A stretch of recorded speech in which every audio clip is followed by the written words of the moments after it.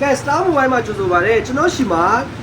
Redmi ရဲ့ပြီးလို့ရှိရင်နောက်တစ်ခုက iPhone ရဲ့ဘက်ကပါလေးတွေပစ္စည်းလေးတွေရောက်တာရှိတယ်။နည်းနည်းပစ္စည်းပြတ်တဲ့နေရာမှာပါတယ်ပြီးတော့နောက်တစ်မျိုးကရှားတဲ့နေရာမှာပါတယ်အဲ့ဒါလေးတွေပစ္စည်းလေးတွေဝင်လာရှိတယ်။ဘာလေးလဲဆိုလို့ရှိရင်ကျွန်တော်ဒီမျိုး Mi 11 Lite ဘက်ကပါ 4G ဘက်ကပါလေးတွေပစ္စည်းလေးတွေရောက်ထားတယ်။အယောင်ဆုံးပါတယ် Mi 11 Lite ကိုအယောင်ဆုံးဆိုပေမဲ့အဝါရောင်တော့မပါဘူးကျန်တဲ့၄ရောင်လုံးပါတယ်အပြာရောင်လေးတွေရမယ်ပြီးလို့ရှိရင်နောက်တစ်ခုကအမဲရောင်ရမယ်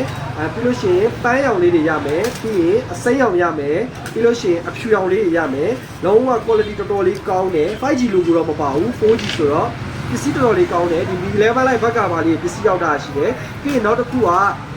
CV1 ထဲမှာအမဲရောင်လေးတွေပစ္စည်းပြတ်နေကြပြီ CV1 ဘက်ကပါအမဲလေးလည်းပစ္စည်းရောက်တာတယ်ပြီးရင် gaming ထဲမှာဖြစ်တယ်ကျွန်တော်တို့ K40 gaming ဘက်ကပါလေပြီးလို့ရှိရင် K50 gaming ဘက်ကပါလေးလည်းပစ္စည်းလေးတွေရောက်ထားတယ်လုံးဝ quality တော်တော်လေးကောင်းတယ်ဒါကတော့ K50 လေဒါတွေကတော့ K40 ကတော့2ရောင်ပဲရမယ်ခဲရောင်ရယ်အမဲရောင်ရယ်2ရောင်ပဲရမယ်ပြီးတော့နောက်တစ်ခုက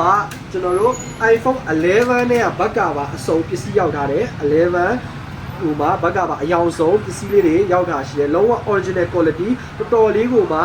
quality တော်တော်လေးကောင်းတယ်အယောင်တော်တော်လေးစုံတယ်လိုအပ်တယ်ဆိုလို့ရှိရင်ကျွန်တော် Star Supply ဖုန်းနံပါတ်ဖြစ်တဲ့090160 5လေးကို Viber မှာဆက်သွယ်ပြီးတော့ဝယ်လို့ရပါတယ်ကျွန်တော်ဗီဒီယိုလေးကိုကြည့်ပြတော့အားလုံးကိုကျေးဇူးတင်ပါတယ်